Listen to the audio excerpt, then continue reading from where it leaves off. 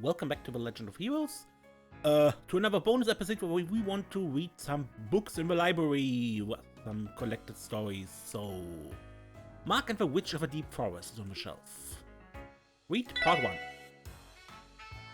Mark and the Witch of the Deep Forest by Sean Arnham. Part 1. Once upon a time, in a certain farming village, there lived a boy named Mark. Mark's father was an adventurer, and whenever he came home, he would tell grand stories of places he visited. Mark respected his father and retold the other children in the village his father's stories as well. For the children living in such a remote village, adventure stories were very exciting, and everyone took a liking to Mark's stories. On one such occasion, Mark began such a tale. Today, I want to tell you about the witch that my father met. To the north of Mark's village lies a great forest, where a witch is said to dwell. His father told him that he had met this witch deep within the forest. The listening children imagined what the witch looked like and what magic she would use. They then began asking Mark questions. Mark faithfully answered each in turn, but one boy suddenly declared, "Ha! All your stories are lies, they gotta be!" This boy, Ron, was known to be a bit of a bully. He would always look for faults in the stories Mark told, and Mark always got mad when the credibility of his father's adventures was disputed. "There's no way my dad would lie about this." "Ah yeah? Then show us the witch! Bring her here!" Ron grinned. Mark angrily grabbed hold of Ron. The two began to scuffle, drawing the attention of some nearby adults who broke up the fight. Though the scrap had been settled, Mark's anger had not. That night, Mark mulled over his words and the reaction from that day, and he made up his mind. He would not stay quiet. He would show Ron. He would show that his beloved father was not a liar. He fetched the torn cloak his father had left behind, put a loaf of bread in a backpack, and rushed out of the house. "I'll find the witch and bring her back. That'll show one who's a liar around here." Relying only on the adventurous spirit he inherited from his father, Mark ran towards the forest in the dead of the night. The shadowy forest was eerie. Every tree rustled as the wind blew. Far in the distance, the sounds of howling monsters could be heard at times. Mark trembled as he continued. As his father's story went, the witch would have a small hut somewhere deep in the forest. But no matter how much Mark explored, he saw no signs of it. He started the journey bursting with energy, but his pace slowed as he became more tired. Eventually, he found himself lost. I wonder if a witch even really exists. Mark began losing faith as he became more tired and lost. Is something wrong? Startled, Mark turned to face the sudden voice. There had been nothing there moments ago, but now there stood a black-robed girl. She appeared to be the same age as Mark, yet Mark did not know any kids from his village that looked like her. Who are you?" Mark stammered. He thought it was very strange for a girl to be out here this late at night. "I'm Anna. I'm a witch who lives in this forest."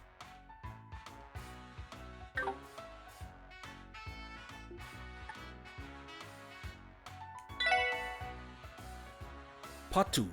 The girl, Anna, guided an exhausted Mark to the house where she lived. It was along a path he had followed many times while he was lost. He could not help but wonder why he hadn't been able to find the now obvious building. "It's usually hidden with magic," Anna answered Mark's question matter-of-factly before serving him some nice hot soup. Mark barely heard her, however, as he restlessly looked around. A crystal ball sitting on a desk showed an image of Mark's village. The shelves were lined with books written in a language he had never seen before. A strange liquid bubbled in a cauldron. It was all exactly as Mark's father described in his story. "Hey Anna, do you know my father?" The witch girl nodded in response. 10 years ago, your father saved me from a monster attack. I treated him to soup as thanks, and he started going on and on about his son, who'd just been born. You." Mark felt it was odd that this young girl was even around 10 years ago. He quickly concluded that perhaps witches simply didn't age. Thinking she might understand since it seemed she knew his story, Mark asked, to prove that his father was not a liar, if she could come with him to the village and stand before Ron. Anna shook her head and said, "I've been feared and shunned for a long time. No, I do not want to be seen by people." Hearing her distant, lonely voice, Mark understood a little better why she lived alone. Mark decided to give up on his idea of bringing her to the village. To Anna's surprise, she had expected he would be more persistent. "I won't be able to show Ron he's wrong, but at least I can see myself that my dad's story was true." As Mark said this, a huge grin spread across his face. It was clear to Anna that he was beside himself with happiness at being able to confirm his father's story with his own eyes. Seeing this, she couldn't help but smile herself. Anna gave Mark the directions to return to his village, and he promised to visit again. He started on his way, unintentionally skipping in excitement. When he arrived back at the village, he noticed that many townfolk were walking about even though it was still late at night. Mark went pale when he realized they were looking for him. Afraid of being found, he hid in the overgrown grass. "Hey, did you find anything?" one man shouted. "No, not over here," another responded. Mark continued to deliberate over how he would apologize for boring the villagers when he overheard, "Where have Mark and Ron gone?" "Ron?" Mark didn't expect to hear another name and without thinking revealed himself. The villagers were startled, then relieved. They scolded him for having gone missing. Once they learned Mark had definitely returned alone, their worried expressions returned. What in the world happened? The adults exchanged glances and answered, "It seems Ron also entered the forest alone."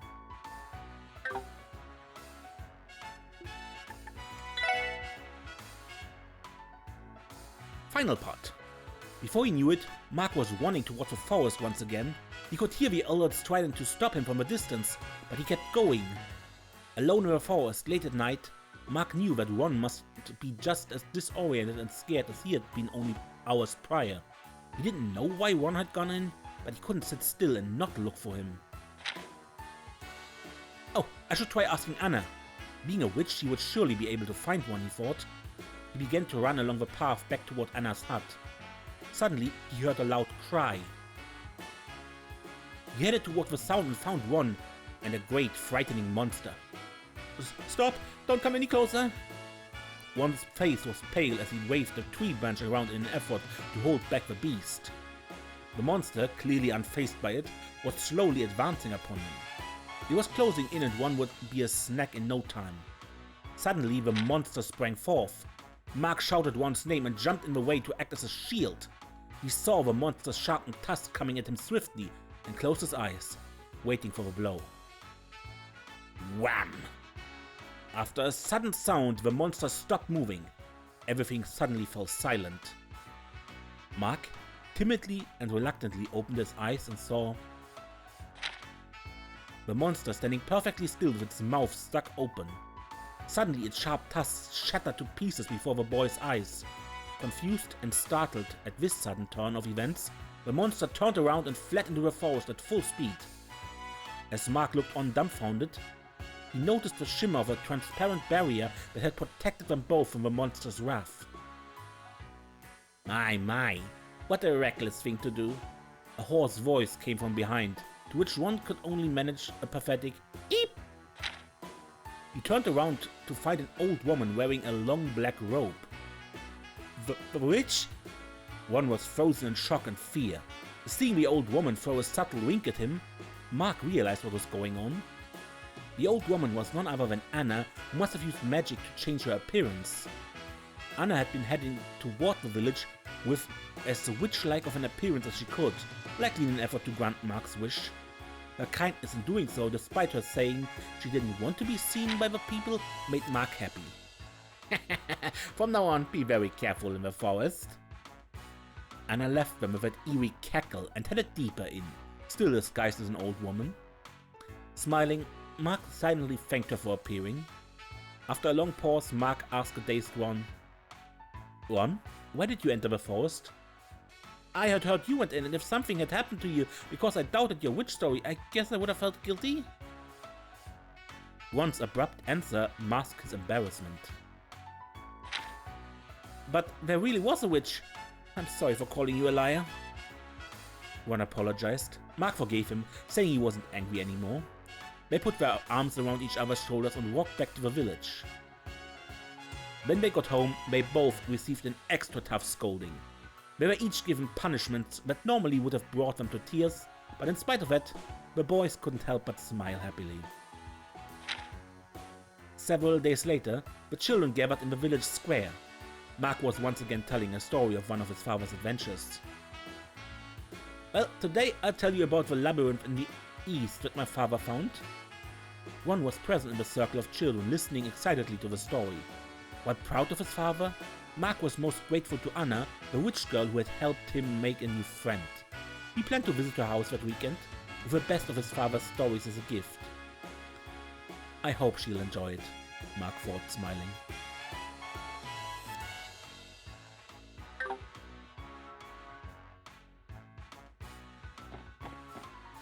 And what do we have here? The Saint and the White Wolf. Only 2 volumes. Long, long ago, in an era when mankind was divided by conflict into West and East, there lived a very kind girl in a certain town. The girl ardently treated those wounded in battle or ravaged by disease, gaining the admiration of everyone in town, except for the ruling lord, who cared little for the girl who nursed even enemy mercenaries back to health. One day, the lord summoned a guardian knight. As that pesky maiden slaughtered, the world had had enough. He wanted the girl eliminated. The girl lived alone in a house on a cliff above the sea. Knowing this, the guardian knight headed toward the house to carry out the deed. His plan was to attack her from behind after it had gotten dark. No one would suspect a thing. He hid in the forest near the house and waited. That night, the girl emerged from her house to draw water from a well. As the knight left his hiding spot, he heard a howl. A white wolf had appeared before him. The white wolf stared at the knight with red eyes. It was as if it was there to protect the girl. The knight promptly tried to escape, but his feet slipped. He then tumbled down the cliff. When he came to, he found himself on a simple bed. Idly looking around, he saw the girl standing there in the kitchen. Noticing the bandages carefully wrapped around his body, he realized that the girl had saved him. "I'm relieved you woke up," the girl said, serving the knight a bowl of warm soup. Receiving such kindness from someone he tried to kill caused the knight to feel deeply ashamed. He came clean and told the girl his lord had commanded him to kill her. The girl was a little surprised when she heard that, but soon smiled as though unfazed. "Even still, I cannot just look away when a life granted by the goddess is in danger." The knight was moved by these words. For her to be so kind towards someone who might have killed her, she must be a daughter of a goddess. And he would have gone through with it if not for that white wolf. A thought sent a chill down his spine. He decided the white wolf must be a servant of a goddess, ordered to protect the girl. A few days later, when his body was fully healed, he thanked the girl and it was now time to go back. He began to consider how he might convince his lord to change his mind. The girl joined him on his way to town to check upon her other patients. The knight pondered more. He asked the girl's opinion, but she seemed unbothered by the issue, not worrying whether or not others disliked her. As they approached the town, they noticed the light around the town shone red like a sunset, but it was still noon. Finding it strange, the girl and the knight ventured forth to find out what had happened. What they found sent horrifying gasps from their mouths. The town was dyed red not by the setting sun, but by the flames of war.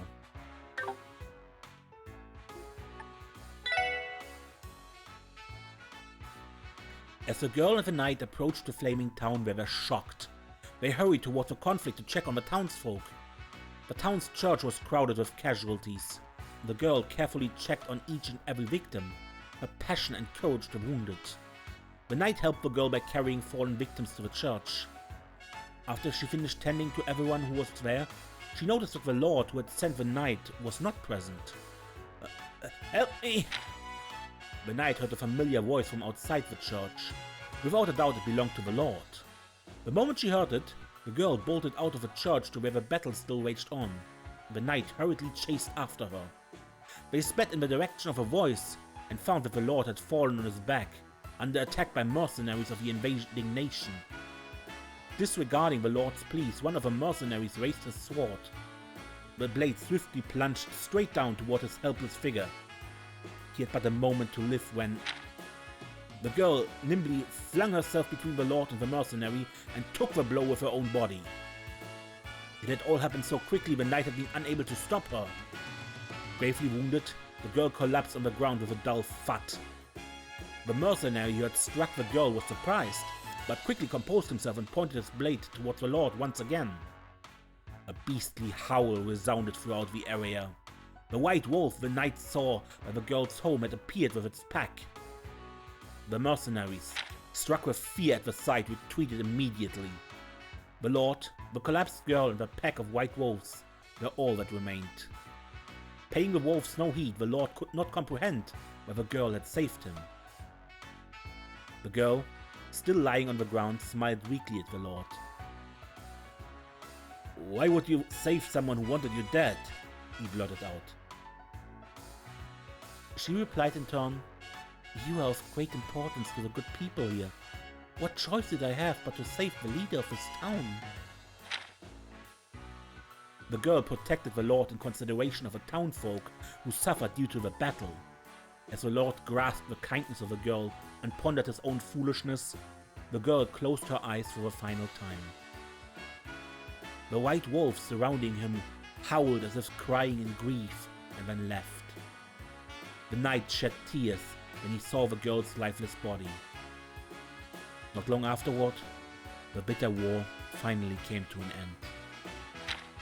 Touched by the girl's kindness, the Lord took over her will and established a facility known as a hospital where the wounded and sick would be looked after. With the knight's help, the hospital would go on to save countless lives. The girl's name, Ursula, was passed down as a name of a saint dispatched by the goddess. The white wolves who protected her are said to still watch over the people of this land to this day. Yeah, and that is why we have St. Ursula Hospital. Okay, but that should be enough for today.